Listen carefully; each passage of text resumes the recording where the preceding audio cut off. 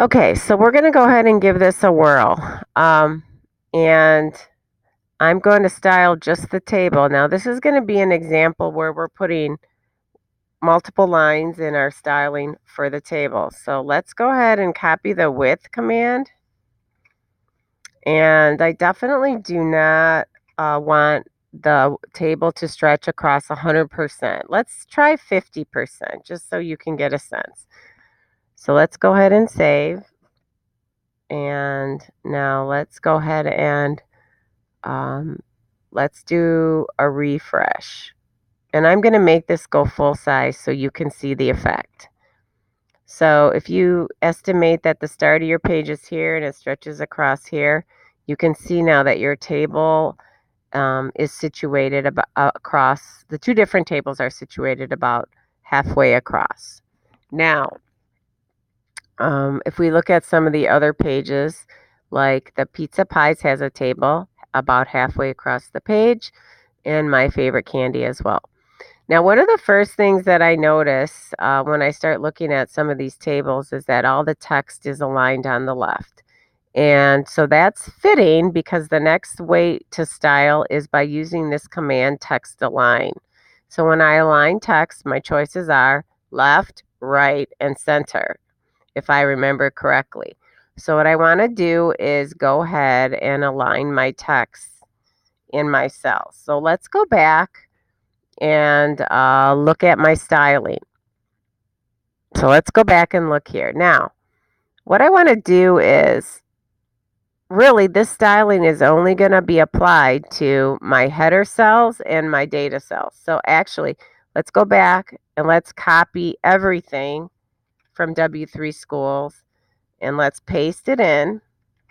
And now I want to add the data cells as well. So to add the data cells, I just say comma TD. So every header cell and every data cell will have the text aligned, but I don't want to align it to the left. I like things when they're in the center of the cell. So let's make that center. So go ahead and hit save. And now let's go ahead and check and see what happens. So if I come here and do a quick refresh, I can take a look at that on that page. And here's another page. And here's another page. Oh, not in this page, my candy page as well. Okay, now let's go back and see what else we can style for tables that is easy before we move on to the next thing in styling. And I may not be showing you everything, but I like to show you some things. Now, there's a way to align things vertically as well. You'll notice that by default, things are aligned to the left and at the bottom of the cell. So you can control that. You can say vertical align bottom, middle, top, for example. You can also change the height of the data cells, and maybe we should try something like that. So let's go ahead and steal this code, and I'm going to go ahead and apply it to each one of these and to this styling right here. So this is going to change the height of every cell to 50 pixels. And in terms of vertical alignment, let's do the center. So we give it some space around the words. So we're aligning in the center of our text and we're aligning right in the middle of the cell. So let's go ahead and take another look. So do a refresh. And if I go down and take a look, you'll see that I've created space around my text. Everything's aligned in the center. The text is aligned in the center horizontally and vertically. Personally, I think this is a lot more readable because you've added that space. There's another way to add space, and we'll talk more about that later. But as I look through these tables, they just definitely look more presentable. Notice that the header cells, by default, the font is bolded. So it forces the headers to stand out, and that's true on every one of those pages. Okay, let's browse through and see if there's anything else. So another way to control space around elements in a cell is by using something called padding. So when you want to control the space between the border and the content in a table, you would use padding. And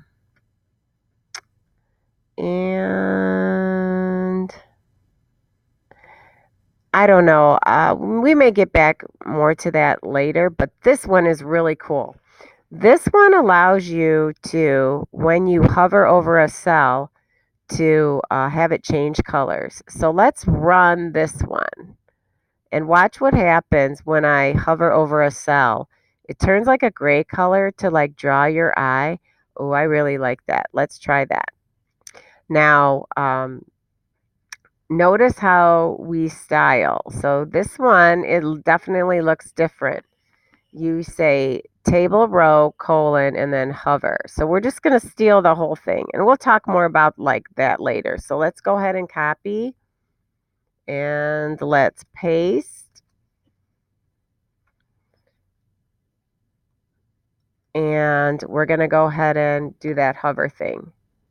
So let's go back to our table and let's check out some of ours. I like that gray color, and you can definitely see, if you don't like gray, pick a different color. But as I hover over any of those cells, it highlights it for you. Draws your eye. That's what the nice feature is when you use the hover color. You can be more specific if you want to just hover over data cells, you can do that. But I'm not going to worry about that right now. So let's go back and see if there's anything else that we really want to do in the table. You can change color in the text. I'm just going to show you how, if you wanted to, you could change the background color of a header cell and the font color. So that might be something fun to do as well. This is a slightly different type of styling, but we could also steal that. If we wanted to follow the green header background color and the white font color, we can steal this. This is called,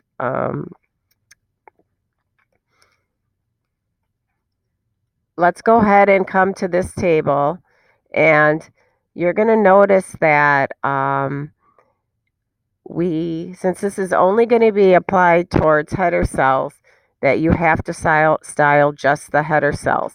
So let's go ahead and save that, and let's go ahead and take a look at how it's going to look when we apply. So I did go ahead and save that. Okay, so if I go ahead and do a refresh on this, you'll see that the background of every header cell is green and the font is white. So it may not be something that you choose to do, and of course you can pick a different color. And remember what I said, just because you can change color doesn't mean that you should change color. Because from my perspective, I think it's a little bit obnoxious. So I have a little bit of time left. I want to go back to my styling, and I want to make this border thicker. So what I'm going to do is I'm going to find where we applied the border, which was right here. And okay, so let's go back here and let's change this to something obnoxious like 5 pixels so you can see the effect. So I'm just going to go ahead and do a refresh. That looks pretty obnoxious. So let's go ahead and try something else, like 3. Maybe that'll be a little darker, a little more pronounced, but not as obnoxious. So I do like that. And once again, that's going to be applied to every table that I'm using, including the pizza pies and my favorite candy. And I think for right now, we're going to let's look and see if there's anything else that's interesting. I think that's pretty good. So that'll end my table styling for right now. And as you get better, you're going to learn how to apply other things we're learning to table styling. Thank you.